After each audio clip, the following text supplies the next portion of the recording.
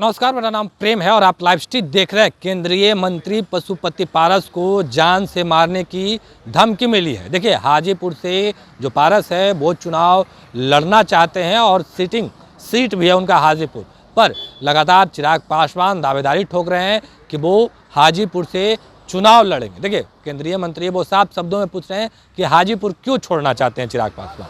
उतना ही नहीं, देखिए, जान से मारने की धमकी मिली है तो क्या जो पशुपति पारस है वो हाजीपुर सीट छोड़ देंगे? क्या जानकारी दे रहे हैं तमाम मुद्दे को लेकर, पहले आप वो सुनिए। सूचना मैंने वहाँ पार्लियामेंट थाना को हमारे पीएस ने वहाँ दिया है, थाना में एफआईआर भी किया है, और इसका लिखित सूचना हम लोग भारत सरकार के गृह मंत्री को भी दे रहे हैं और जाकर फिजिकली मिलेंगे भी। और हाजीपुर के जो एसपी हैं उनको भी मौखिक रूप से सूचना दी गई है, उनको भी लिखित दिया जाएगा कि इसकी जांच हो कि टेलीफोन नंबर, जिस टेलीफोन नंबर से जो बोला है वो व्यक्ति कौन है। वैसे उसकी याद उसमें आ रहा है, वो कोई ड्राइवर कर, कोई कंपनी का ड्राइवर है। क्या नाम है? कौन कंपनी का ड्राइवर, क्या नाम है? ना, कंपनी नहीं, ड्राइवर का नाम नहीं है, कंपनी का नाम है। पूछो ना उसको कंपनी का नाम क्या, ड्राइवर का नाम नहीं आ रहा, उसको कंपनी का नाम आ रहा।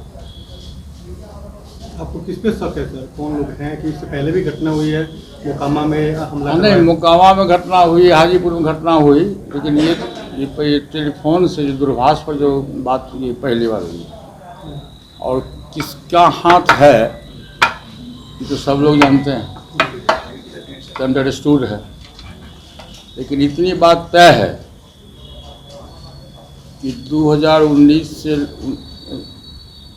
19 से क्या, कब से बड़े साहब थे वहाँ, 77 से 1977 से लेकर के 2019 तक पासवान जी हाजीपुर के सांसद रहे, भारत सरकार में 6 बार मंत्री रहे। मैं 77 से आज तक हाजीपुर की जनता की मैं सेवा करते आया हूँ। और पासवान जी और हम में भाई, जो बड़े भाई छोटे भाई का रिश्ता होता है, राम और लक्ष्मण और भरत, हम 3 भाई थे। राम लक्ष्मण भरत की जोड़ी थी। पूरा दुनिया नहीं जाने बिहार के लोग जरूर जानते हैं कि हमारे तीनों भाई में कितना प्रेम था। और अंतिम समय में जब पासवान जी राज्यसभा में चले गए, उन्होंने मुझको ही बुला के कहा कि पारस, हाजीपुर खाली है, तुम यहाँ से चुनाव लो। उस समय हम बिहार सरकार के मंत्री थे।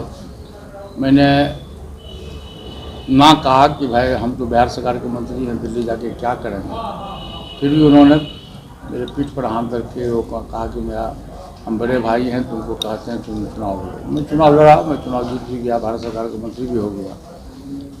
इससे काफ़ी लोगों को जलन हो रही है, और जलन हो रही है। और जो व्यक्ति दूसरी जगह का सांसद है उसने तो वहाँ कुछ विकास का काम किया नहीं, और वहाँ की जनता उसको लाइक नहीं कर रही है, तो वहाँ से भाग के आना चाहता है यहाँ और कहता है कि मेरे पिताजी का कर्म भूमि है। तो जब तुम्हारे पिताजी के कर्म भूमि है तो 2019 में तुम क्यों नहीं चुनाव लड़े? कहाँ पिताजी तुमको चुनाव लड़े?